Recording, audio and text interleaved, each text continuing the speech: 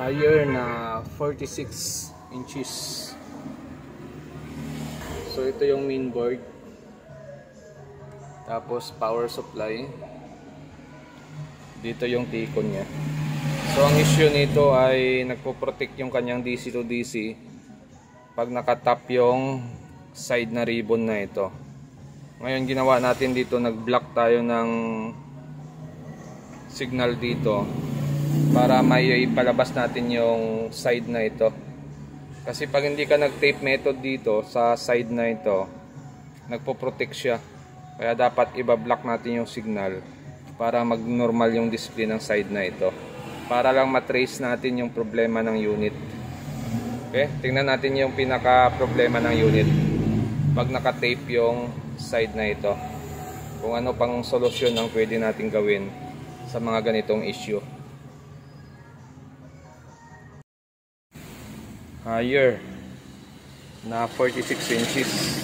Ang problema niyan, itong side na sa baba ay okay yung display, pero pagdating dito sa taas na side, nagpiprease yung side na yan. Tapos pag kinabit mo yung lahat ng flex nya ay nagpo-protect, ayaw magkaroon ng DC to DC. Yan. So mapapansin nyo, iba yung picture sa taas, iba yung sa baba, kasi nga nag-tape tayo dyan para lang mailabas ulit natin muna yung supply para matingnan natin kung ano ang nagiging issue ng unit natin. So sa ganitong issue, normal yung baba, may problema yung taas. So check nyo lang kung ang panel na gamit ay magkabilaan yung kanyang side cup. Yan. So ibig sabihin yan, pwedeng may side cup dito sa baba, pwede ring may side cup doon sa taas. So pag ganyan, may side cup sa taas, magkabilaan ng side cup, pwedeng damage yung side cup natin sa gilid, sa taas. At yung dito sa kabila, pwedeng good pa. So gagawin nyo lang, try nyo lang maghang ng isang side nya. Titingnan nyo kung magno-normal yung display. Kagaya nya, no? Napansin nyo ba na yung display dito ay medyo nag-light, pero yung display dito hindi normal. Pero pagdating dito, yun, medyo light din siya, no? Kasi kinakabos din siya ng supply. Tapos may pagbabago siya dito pagdating sa display dito.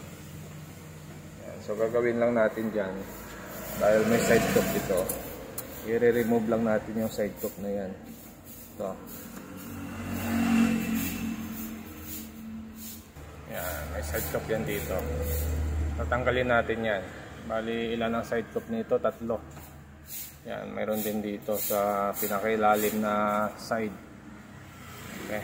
So, ito muna sa taas. Titingnan natin to pag natanggal pa natin yung side cup, kung magno-normal ba yung function nito kahit. Okay. So, gagawin natin yan na. Tatanggalin natin to. Titingnan natin to.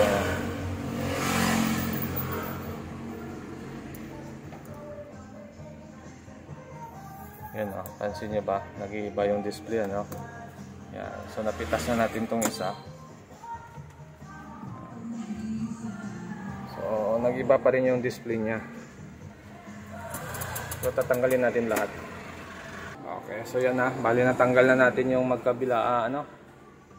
Natanggal na natin yung isang side dito na side cup nya. Bali 3 yan, tinanggal natin. Yan. 3 side cup. Try natin ngayon tanggalin yung tape method natin. Titingnan natin kung magno-normal ito. So okay na siya, no? Pantay na yung display niya. Yun, no? Pantay na, magkabilaan. Itong side na to ang tinanggalan natin ng side cup na 3 piraso. Para lang maging mag-normal ulit yung picture nito.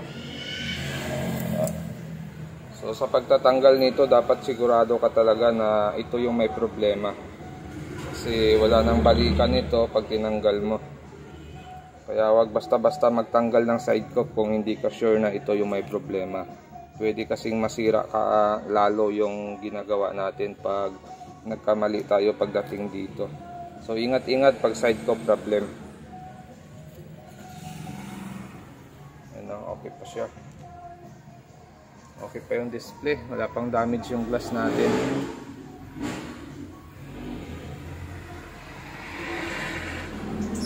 Okay, so hanggang dito na lang yung video natin, at kung bago lang kayo sa aking channel, huwag kalimutan mag-subscribe sa susunod ulit natin na video. So ang naging problema lang ng higher natin na 46 inches ay side cup issue.